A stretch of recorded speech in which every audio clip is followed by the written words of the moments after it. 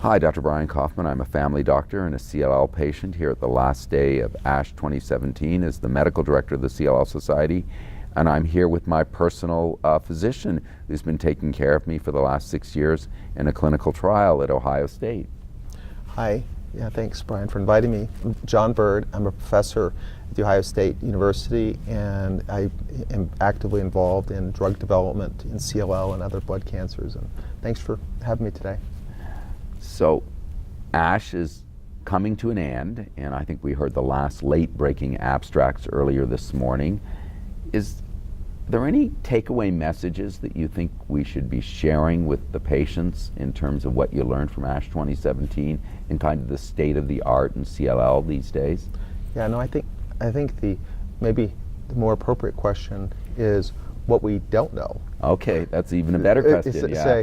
Because there's so much here, and when you have great therapies, and we're blessed to have multiple great therapies, and so the questions that I see emerging from this, this meeting, are the role of combinations versus monotherapy, and we just saw lots and lots of active combinations with Ibrutinib, venetoclax, obinutuzumab,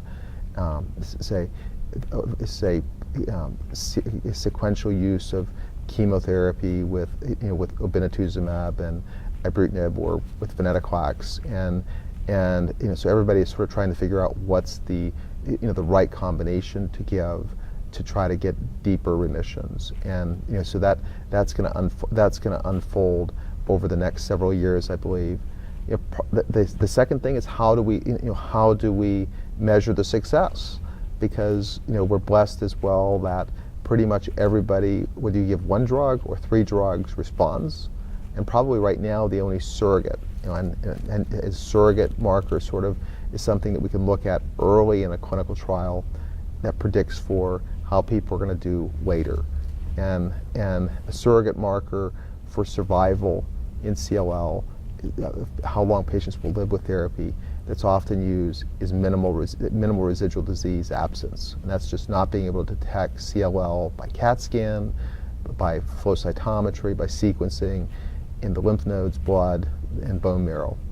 And so the field is really struggling with that, because some of our best therapies that were presented at this meeting haven't really been adequately tested to see how this impacts. Is it going to be the same as chemotherapy that we used before?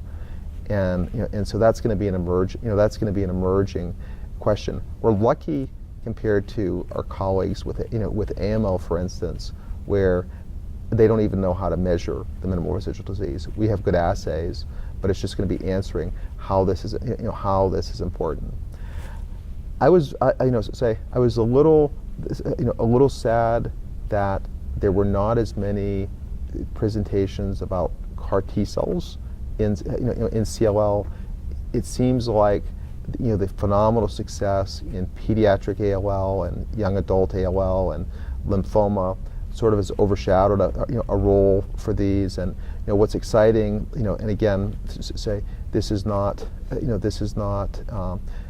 the abstracts as much, but it's the meetings around where because people come together to plan things, and it's obvious that all of the pharmaceutical companies, big companies that are developing CAR T cells now, see these, because initially they didn't work well, but what's been shown, and we've been part of this, and with Carl June, of showing that when you change the microenvironment at CLL and with Ibrutinib, that you make the CAR T cells work better. And so, the companies all the big companies, Juno, Kite, and others are coming forward.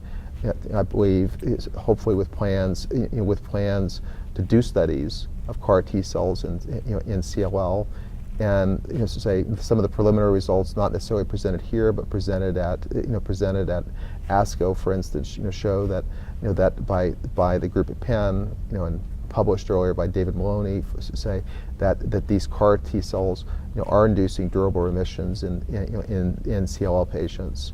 That's exciting, because that sort of gives us an avenue to get away from to potentially get away from transplant, or at least as an alternative to transplant.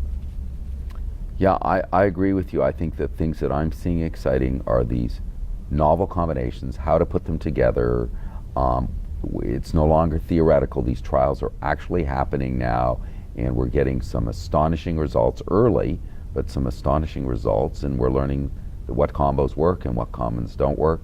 We're looking at the role of MRD negativity, how important that is. With the novel agents. It's clearly important with the old school agents, the chemoimmunotherapies, how important it is. It's looking to me like it's going to be important, and that's, I think, what the early evidence suggests. I think those are the big things, and I do agree with you. There wasn't very much on CAR T. I don't think there was an oral presentation on CAR T in the CLL space at all.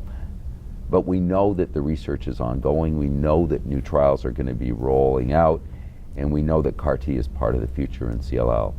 I think we're in some ways, probably next year at this meeting there'll be presentations, and while CAR T cells are not going to be appropriate for every CLL patient, there are going to be trials that are emerging, and particularly for patients where one or more of the targeted therapies haven't worked. That's going to be something appropriate, and for the patients that are out there listening, that are considering those trials, thank you for considering that, because we have CAR Ts are approved for lymphoma and and ALL, and it's going to take a formal study and approval to make these available outside of a clinical trial, because they're very expensive and very laborious to do.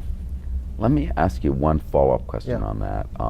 CAR NKs, I know that these are just being developed. I think there's a trial actually in CLL now at MD Anderson with Dr. Byrd. Do you have a sense, a read, or any advice you give to patients on what to watch for there? I think that NK cells are very good at killing tumor cells. Natural killer cells. Natural killer cells. NK cells are very good at killing tumor cells.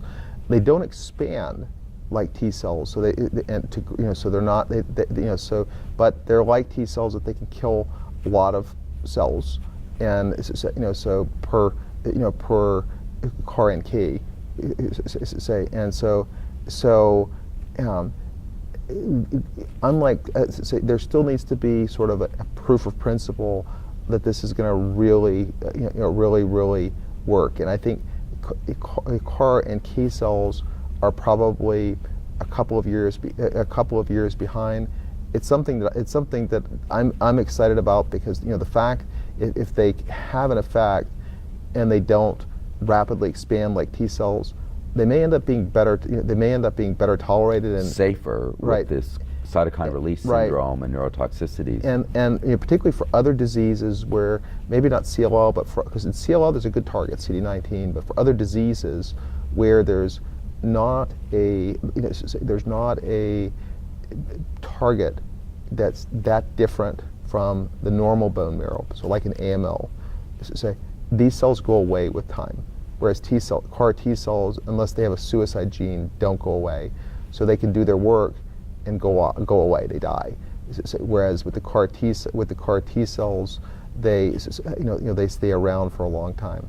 But it's a very early area. It's a fun area to as an immune pharmacologist to sort of bring the drug expertise that I have and work with very smart people that are working in this area, and I think for the patients, the patients that have gone on these studies at this point have been very brave, and because as you pointed out, this is not a walk in the park, easy therapy, but those early patients have paved the way to hopefully this really being tested in a rigorous way, to advance another therapy forward for CLL. Dr. Byrd, thanks so much for all you're doing. Thank you.